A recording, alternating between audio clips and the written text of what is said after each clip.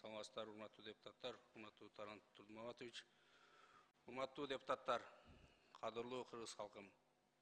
Биз баарыбыз башыбыздан оор күндөрдү, тагдырдын татаал сыноосун өткөрүп жатабыз.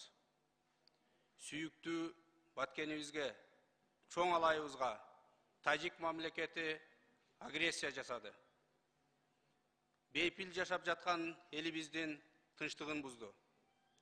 Ошону менен катар эр жүрөк, эр азаматтарыбыздын жана 15 жашар карындашыбыз, кызыбыз Элзаданын жай жашаган тургундардын өмүрүн алып кетти. Батырларыбызга айбанча мамиле жасады. Тажик тарап экинчи рет жырткычтыгын көрсөттү. Агрессорлордун колунан ажал тапкан батырларыбызга даңк. Башымды ийип, таазим кылам. Жана аларды төрөп, патриоттуулукка тарбиялап, эрезеге жеткирген ата-энесине терең ыраазычылык билдирем. Аза кайгысын тең бөлөм. Батыр өз өлсө, аты өлбөйт. Батырларыбыз түбөлүккө жүрөгүбүздө сакталат. Жана батырларыбыздын ысымын түбөлүккө өчүрбөөгө, алардын ысымын жогоруда айтылган кесиптештерим айткандай, бир көчөлөргө, айылдарга берүүнү сунуштайм. Урматтуу депутаттар, элибиз кан жутуп, өлкө башчыбыз Садыр Нуркожоевич эл менен чогуу кайгырып, УКМК башчысы жоокерлерибиз менен ок кечип жүргөн убакта, тилекке каршы кээ бир саясатчылар, бийликке жетпей калган мансапкорлор арам ойлорун ишке ашырууга аракет жасады.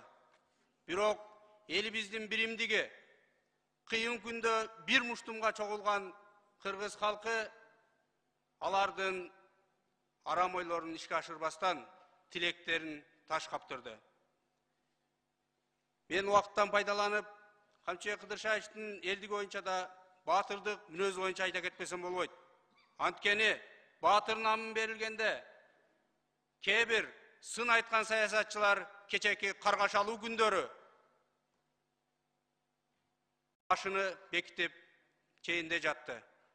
Мына абал турукташкан күндөрү кайрадан чыга башташты.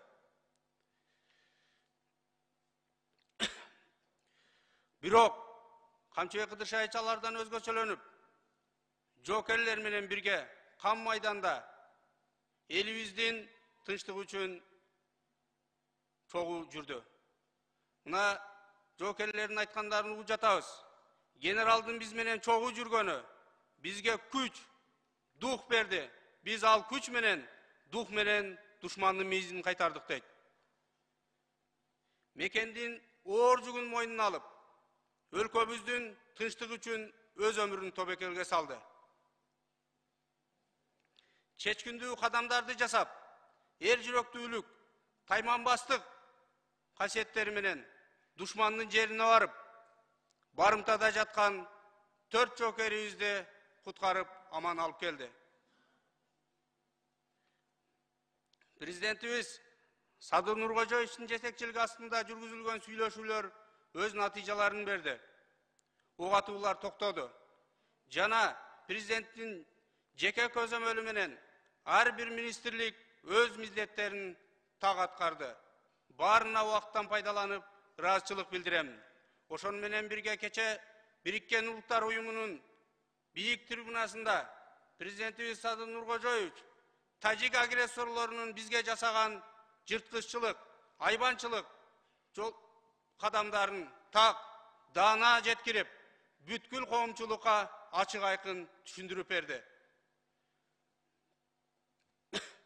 Урматтуу депутаттар, мамлекетибиздин келечеги үчүн бир болуп, элибизге бейпил турмуш тартуулайлы, элибиз айтып жаткан сын пикирлердин баарын эске алуу менен бирге, биздин чек арада жашаган жарандарыбыздын, ошол жердеги болуп жаткан көйгөйлөрдүн оң оң жаққа чечилүүчү мыйзамдарды кабыл алайлы. Бар болгон мыйзамдардын аткарылышын көзөмөлдөйлү. Жана жогоруда айтылган чечимдердин бардыгыны колдоп, кубаттап берели. Анткени баарыбызга белгилүү болгондой, мынакей ошол элибиздин батырдыгынан, элибиздин тайманбастыгынан душман терең кирип келе албай, миз арка кайтарылды. Мына көпчүлүк биздин жергиликтүү жарандардын сунуштарын баарыбыз угуп жатабыз. Алар эң негизгиси бизге курал берүүнү мыйзамдаштырып бергиле дейт. Чек араны биз дагы жоокерлер менен кошо кайтаралы дейбиз деген ой тилектерин айтып атат. Муну дагы баарыбыз акыл калчап, эгер туура келсе колдоп берүүнү сунуштайт элем. Андан убакыт бардыгына байланыштуу мен ушул биздин каза болгон жоокерлерибиздин, жарат алып дарыланып жаткан жоокерлерибиздин жана жалпы өлкөбүздү коргогон жоокерлерибиздин атынан, өзүмдүн жеке атымдан бүгүнкү биздеги кээ бир бийлик бутактарында отурган инсандардын жеке коррупциялык схемаларына бөгөт коюуну айта кетет элем. Анткени биздин өлкөбүз үчүн, өлкөбүздүн өнүгүү өсүүсү үчүн, биздин жаштарыбыздын келечеги үчүн мына канчалаган батырларыбыз өз жанын кыйып атат. А бирок ошол эле мезгилде биздин ырыскыбызды мамлекеттин чөнтөгүнө кол салган коррупционерлер бүгүн да кээ бирлери бийлик бутагында отурат. Мен ушул жерден айта кетейин, ошол балдарыбыздын өлүмүн эстеп, биздин жаркын келечегибиз, Кыргызстаныбыздын келечеги үчүн жүрөгүңүздөрдү ойготуңуздар. Эгер биз баарыбыз жапа-тырмак ошол жоокерлерибиздей мамлекетибиздин бүтүндүгү үчүн, келечеги үчүн бир муштумга айланып, биз ак кызмат жасай турган болсок, мамлекетибиз эчак бутуна турмак. Азыр да кеч эмес, ойлонуңуздар, урматтуу жемкорлор.